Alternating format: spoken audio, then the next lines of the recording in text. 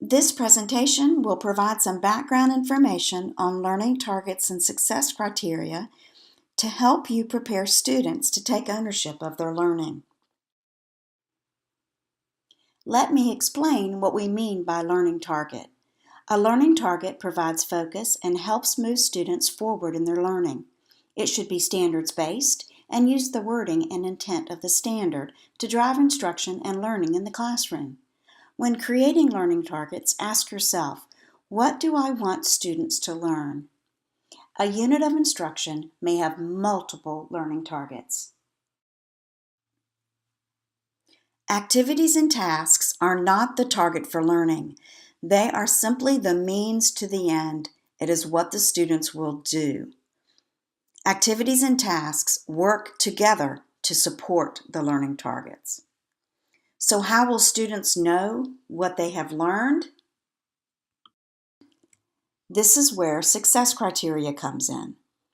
Success criteria should not be task-specific. They should be able to be applied to any task that is aligned to the learning target. Success criteria breaks down the learning target and explains it in more detail. For instance, if the learning target asks students to analyze, the success criteria should explain how in-depth that analysis should be. The power of success criteria is that they lay out in clear terms the expectations of what should be included when students demonstrate the learning target. Another name for success criteria is look-fors. Think about your students' work. When one student receives an A and another a C, what were you looking for in the work that differentiated between the A and the C? There are 3 levels of learning within any success criteria. When creating success criteria, focus on what is required to meet the target or the MET level. Flesh out what evidence is expected from students that demonstrate the learning target. There is no set number of success criteria. When determining how many are needed, you may want to think about your struggling students. What is a manageable number for them? 2, 3, maybe 4, but any more than that, and they may have too many things to focus on in the lesson. Students at the not met level are not making progress toward the learning target. They might be able to demonstrate components that are essential from previous learning or from a standard last year, but they are not moving forward or progressing with the new content. Not met doesn't mean failed. It means not yet. The in progress level is just that. Students are adding the building blocks necessary to reach the target.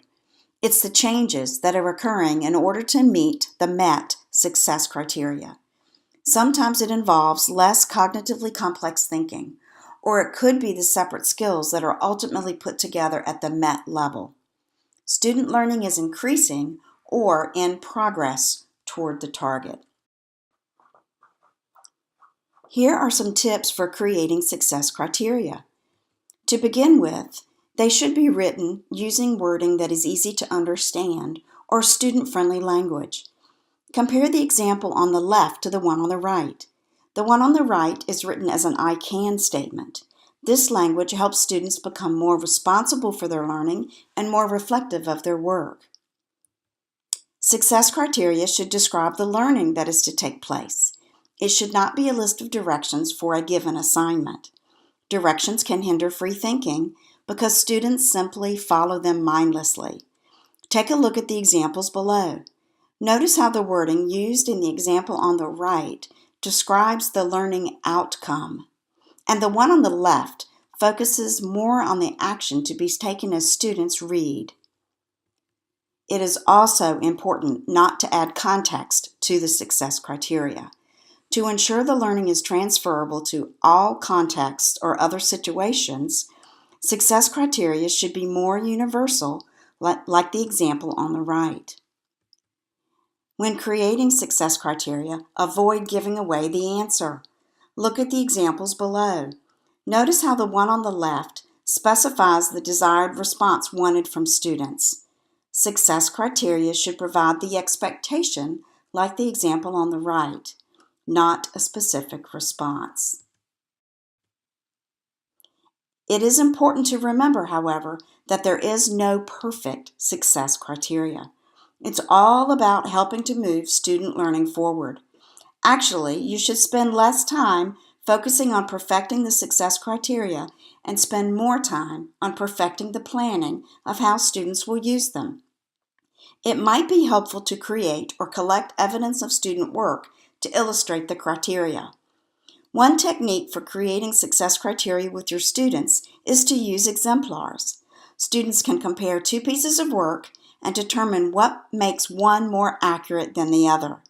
Of course, you would need to guide the discussion to keep everyone focused on the standard. And finally, when teaching, differentiate success criteria rather than the learning target.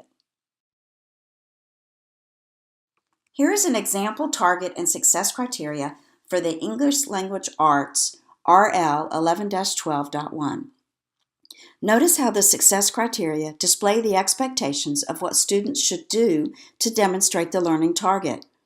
It also clarifies what you need to look for when monitoring your students' learning. The success criteria seen here may not be perfect for everyone's class. It is only one way this target can be broken down. This might be great success criteria for an advanced lesson on this standard.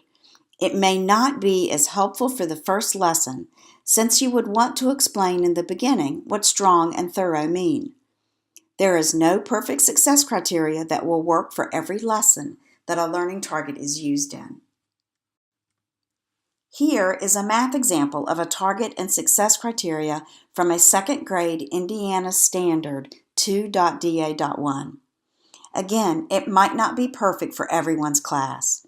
It might be great success criteria the very first time students are learning how to create a picture graph. However, it might not be for later lessons on picture graphs because this teacher might want students to be able to remember all of the components without having them specified. This success criteria describes a finished product. At first, it might look like directions, but the order does not matter. It all has to be done. If the order was specified, it would be directional in nature. Success criteria should allow the students to create their own plan of attack while still knowing what the finished product should contain. Are you ready? Now it is time to take the next step. Identify the standard, the learning target, and success criteria for tomorrow's lesson. Both you and your students will be happy that you did.